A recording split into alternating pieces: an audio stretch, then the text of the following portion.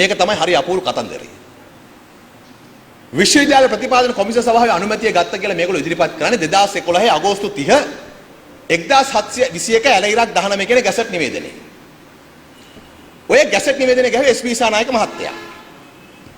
Gazette නිවේදනය ගහන්න කලින් සාමාන්‍යයෙන් ඒ කියන්නේ උපාධි ප්‍රදානය කිරීමේ ආයතන පිළිගැනීම සඳහා විශ්වවිද්‍යාල ප්‍රතිපාදන කොමිසම සභාවේ ක්‍රමවේදයක් තිබෙනවා. 2011 අවුරුද්දේ මුල ඒ අය ප්‍රතිපාදන කොමිසම සභාව විදියට යම් ගයිඩ්ලයින් එකක් අනුමත කරගෙන තියෙනවා.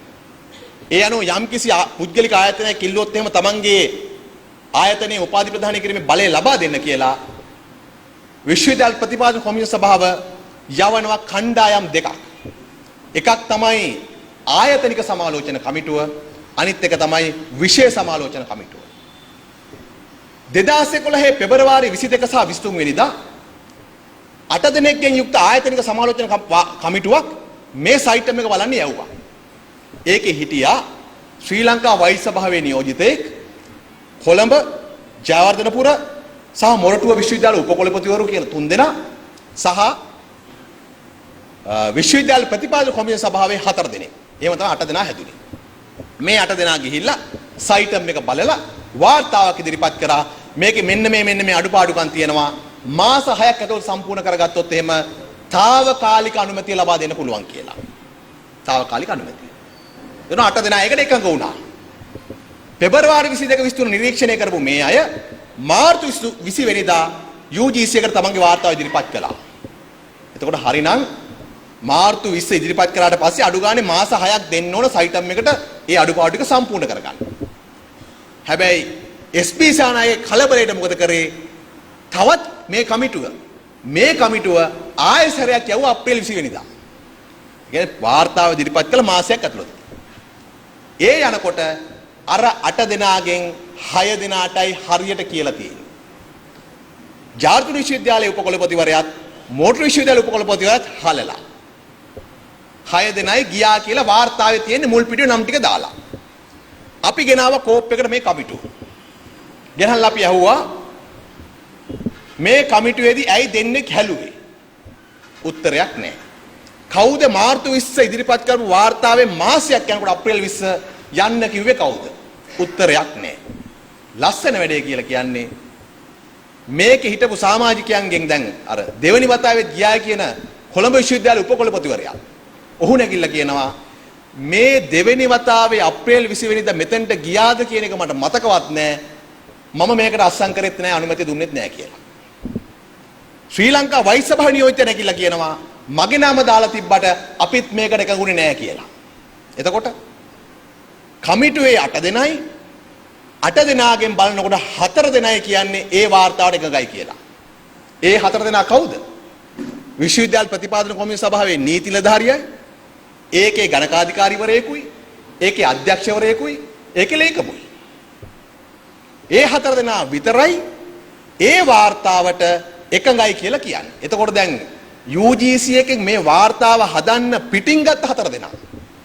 අර උපකුලපතිවරු 3 දෙනා, ශ්‍රී ලංකා වෛද්‍ය සභාව නියෝජිතයා 4 දෙනාම කියනවා අපි මේකට එකඟ නැහැ කියලා. ඒ වාර්තාව පදනම් කරගෙන තමයි එස්.පී. සානායක අගෝස්තු 30 2011 ගැසට් එක ගන්න. පේනවනේ කලබලේ. අපි ඇහුවා ගෙනල්ලා හරි. ඔක් ගැහුවා. ඒ ගැසට් එකේම තියෙනවා මාස 6න් සයිටම් එක මේව සම්පූර්ණ කරගන්න ඕන. මාස 18න් මේව සම්පූර්ණ කරන්න ඕන. අවුරුදු ගානකින් මේව සම්පූර්ණ කරගන්න ඕන කියලා. ඒ කියන්නේ සාමාන්‍යයෙන් ගොඩක් ඒවා තියෙනවා මාස 6කින් සම්පූර්ණ කරගන්න ඕන දේවල්. ඔන්න ගැසට් එක ගැහුවා 2011 අගෝස්තු 30. එතකොට අපේ රටේ විශ්වවිද්‍යාලවල මේ අපේ රටේ උපාධි ප්‍රදානය කිරීමේ ආයතන වලට උපාධි ඒ බලය ලබා දෙන්න බලයත් නිලධාරිය වෙලා තිබුණේ UGC එක 98 ඉඳලා 2011 අගෝස්තු 30 ගැසට් එක ගහලා මාස 6ක් පිරෙන්නේ 2012 පෙබරවාරි 28 වෙනිදාට. ඒ පෙබරවාරි 28ට දවස් 7ක් තිබෙද්දී එස්.පී. සානායක මොකද කරන්නේ? UGC එකේ තිබුණු උපාධි ප්‍රදානය කිරීමේ බලය ගලවලා දෙනවා තමන්ගේ අමාත්‍යාංශ ලේකම්ට. සුනිල් ජයන්ත නවරත්න. ඒ දීලා අවුරුදු 3ක් ගියාට පස්සේ කියන්නේ 2014 දී දැන් අහනවා ඊළඟට සයිටම් එක ලියුමක් එවනවා අපි මේවා සම්පූර්ණ කරලා තියෙනවා දැන් මේකට අනුමැතිය දෙන්න කියලා. දැන් අර ගැසට් එක ගැහුවේ අනුමැතිය කිරීමට යටත්ව. අවුරුදු 3කට පස්සේ සයිටම් එක ලියුමක් එවනවා දැන් අපි මේවා කරලා තියෙනවා අනුමැතිය දෙන්න කියලා. ඔන්න ඒක එනවා උසස් අධ්‍යාපන අමාත්‍යාංශ ලේකම්ට.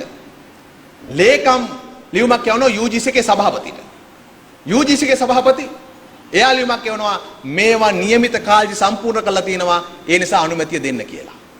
මාස 6කින් සම්පූර්ණ කරන්න ඕන දේවල් අවුරුදු 3කට පස්සේ ලියුමක් ගහනවා નિયમિત කාලෙ සම්පූර්ණ කරලා තියෙන කියලා. ඒ ලියුම යවන මෙමය. කියන්නේ වන්න බලන්න 2014 අගෝස්තු 5 වෙනිදා සයිටම් එකෙන් යවන උසස් අධ්‍යාපන අමාත්‍යාංශයට උසස් අධ්‍යාපන අමාත්‍යාංශ ලේකම් අගෝස්තු 6 වෙනිදාම යවනවා UGC එකට UGC එක සතියක් විතර කල් අරගෙන ආයෙ පෙරලා යවනවා උසස් අධ්‍යාපන අමාත්‍යාංශ ලේකම්ට ඔක්කොම කරලා තියෙන වැඩේ හරි කියලා. ආයෙ කියනවා සයිටම් එකට පෙරලා ලියුමක් යවනවා ඔයගොල්ලෝ වැඩේ හරියට කරලා තියෙන කියලා.